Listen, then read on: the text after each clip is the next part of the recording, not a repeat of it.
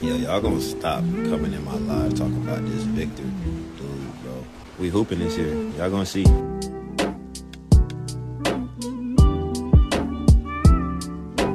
Alright team, today we're cooking up some mock trades. With the Spurs being on this little hiatus, their game getting canceled against the Lakers, I've had some time to think about the team. To be more specific, I've had some time to think about ways the Spurs could improve right now. In today's video, we're going to talk about some trade targets that I think could be more realistic, because you have heard some talk about the Spurs going after stars like Bradley Beal and Brandon Ingram, but I don't think players like that are going to be a target for the Spurs in this current point in time. Now, you may be asking yourself, why are the NBA draft lottery odds on my screen right now? And let me tell you, the Spurs own Chicago's pick this year, and they also own Charlotte's. But at this current point in time, they are not set to convey. Charlotte's would be going back, and Chicago's would be going back, unless the Spurs can hit on this 3% chance at the number 11 spot, which is really not likely. So with that being said, we're going to do some deals with the Bulls and Hornets today, and let me know what y'all think down below in the comments. With the first trade package, we are going to be going after Lonzo Ball of the Chicago Bulls. Now, I know his regular season stats don't look too appealing. He's coming off of what possibly was a career-ending injury for anyone else, but he magically made it back. Shout out to Lonzo Ball, and I think he could be a help to this Spurs bench. Now, thinking of the type of players you want to fit around Wemby, I think Lonzo Ball embodies everything that you want. A 3-and-D guard, not just a point guard, but a combo guard who kind of reminds me of like Julian Champagnie. Obviously, these players aren't exactly the same, but they kind of give you the same things. Lonzo Ball is a quality defender, and he can also space the floor. Not to mention, he can run the show if you don't have CP3 or Stephon Castle on the court. A very good passer who I think could get some pretty good lobs to Wemby, and so I think this would be a very good fit next to Wemby. You just look at his career stats: 11.5, 5 rebounds, 6 assists on 36% shooting from 3. You know the Spurs love defense, and right now they don't have many shooters that can space the floor around Wemby, so this would be a very good pickup for the Spurs in my opinion. And you might say he might not be the same after injury, but I'm willing to take a chance on Lonzo Ball. You look at his latest performance: 15 points, 3 assists on 5 for 8 shooting from 3-point range. So this is someone I would actually like the Spurs to target. But with all that being said, let's go ahead and get into the trade package. Now, in this trade, the Spurs will be sending Zach Collins and Trey Jones along with Chicago's pick back. Now, you may be able to throw in a second or two. It doesn't really matter. They're just second round picks. If that'll get the Bulls to say yes to this trade, then you do it automatically. Trey Jones having a very down season, but not only that, I don't think he will fit in the Wemby era, so I don't see Trey Jones as a very valuable piece to the Spurs. Along with Zach Collins, we all know y'all want him gone, along with myself. I'm not going to say y'all because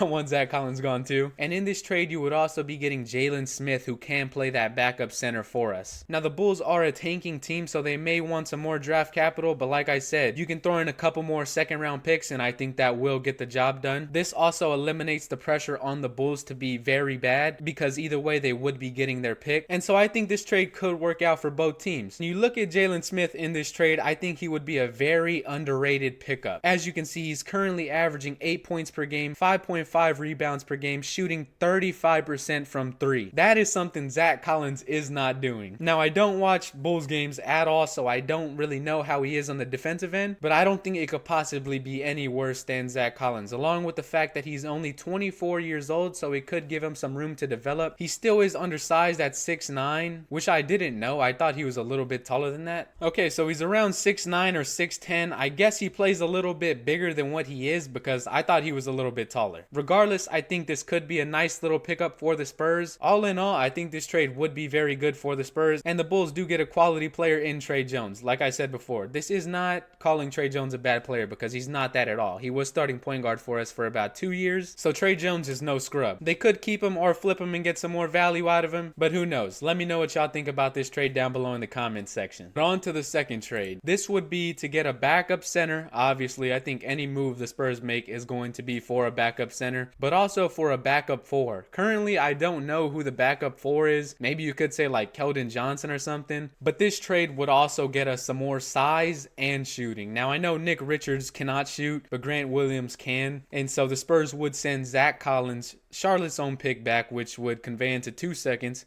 and then 2 more second-round picks. Now, I don't know how the Hornets view Grant Williams. I don't know if they see him as a part of the future, but shipping off Grant Williams could open up some more PT for Tijan Salon. But I think Grant Williams would be necessary to make the money match, because I don't think they could take in as much money as Zach Collins is making without throwing in a salary filler. But I know for sure that the Hornets are shipping Nick Richards, so this could be a good pickup for the Spurs. Now, Nick Richards is a rim protector. He's averaging 1.2 blocks, 8.9 points per game, 7.5 rebounds, all in 21 minutes per game. He also averages 1.3 assists. Now, I have heard some things about his IQ, but I think the Spurs could fix that. And all we need is some solid minutes off the bench. Just don't be a defensive liability, and that's all I really ask for. And his career stats down here, I don't think he'll ever be a shooter, but he averages 7, 5.5, and 1 block per game in 17 minutes. So if you could do that on the Spurs, that's all I'd ask for. Not sure if he'd be a long-term backup center. I don't think so, but it's definitely going to be something that could get us through the season. Grant Williams, a solid 4, solid defense, and can space the floor, which, like I said before in the Lonzo Ball trade, Spurs need more shooting. And you got a guy like Wemby on the floor, I think it would just open up a whole bunch of shots for players like Grant Williams. And so we could possibly see his 3-point percentage go up if we were to make a trade for him. Now, like I said, these trades are nothing crazy. These aren't no big time names, but I think they can fill in holes in the Spurs bench that we desperately need, especially if we're trying to make a play-in playoff push. I don't know if the Spurs are exactly trying to make it into the playoffs this year, but these trades could possibly solidify the Spurs as a play-in type team. So let me know what y'all are thinking. Do y'all like these trades? If y'all had to pick one, which one would y'all do? Now, unlike the Bulls trade, these players are on contracts for more than 1 year. These aren't expiring deals, so you won't have to worry about re-signing them. But I think the Bulls trade is a little bit more high risk, high reward, because you are giving that Bulls pickup that could possibly convey. It's not on par to convey, but who knows? Crazier things have happened. Both of these trades definitely make the Spurs a better team, so let me know what y'all guys are thinking. Leave a like if you like the trades, comment down below as always, and subscribe to Spurs Spotlight. With that being said, that's all I got for y'all. Until next time, I'm out.